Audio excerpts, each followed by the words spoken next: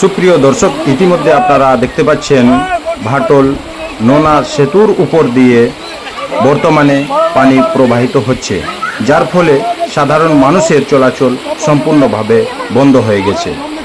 School কলেজের শিক্ষার্থী, রোগী, কৃষক, শ্রমিক ও সাধারণ মানুষের প্রতিদিন চরম দুর্ভোগের শিকার হচ্ছে। জরুরি প্রয়োজনে এক স্থান থেকে অন্য স্থানে যাতায়াত আরও অত্যন্ত ঝুঁকিপূর্ণ হয়ে পড়েছে। বিশেষ করে বর্ষাকালে এই সমস্যার কারণে মানুষের ভোগান্তি আরও বেড়ে যায়। দীর্ঘদিন ধরে এলাকাবাসী এই দুর্ভোগ সহ্য করে আসছে।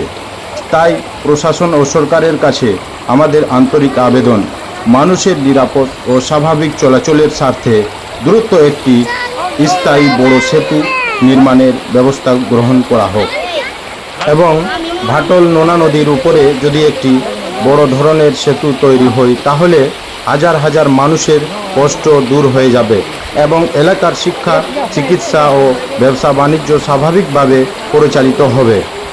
জনস্বার্থে আমাদের এই ন্যায্য দাবিটিকে গুরুত্ব সহকারে বিবেচনা করার জন্য সরকার ও প্রশাসনের কাছে বিনীত অনুরোধ রইল।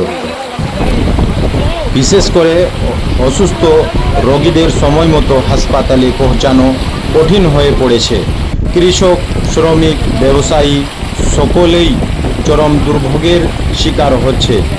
একটি নিরাপদ সেতুর অভাবে প্রতিদিন হাজার হাজার মানুষের চোখের অসহায়ত্বের কান্না ফুটে ওঠে। এ যেন আমাদের নিত্যদিনের সংগ্রাম, নিত্যদিনের কষ্টের গল্প। আমরাও নিরাপদে চলাচল করার অধিকার রাখি।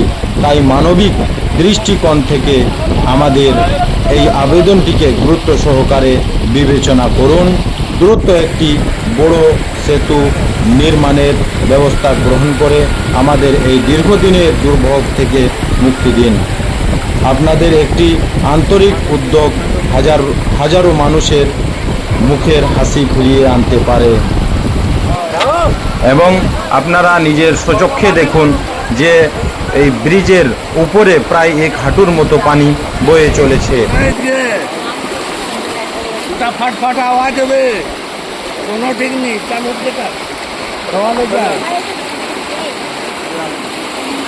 बाबा कैसे कटाला है? हे बाबा कैसे कटाला है? हे बाबा कैसे कटाला है?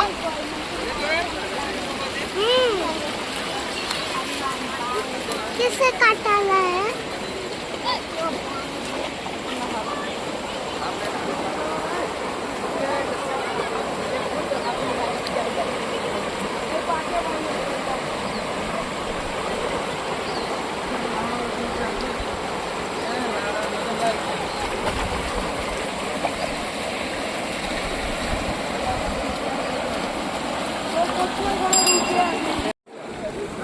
अरे कैसे कटाला है?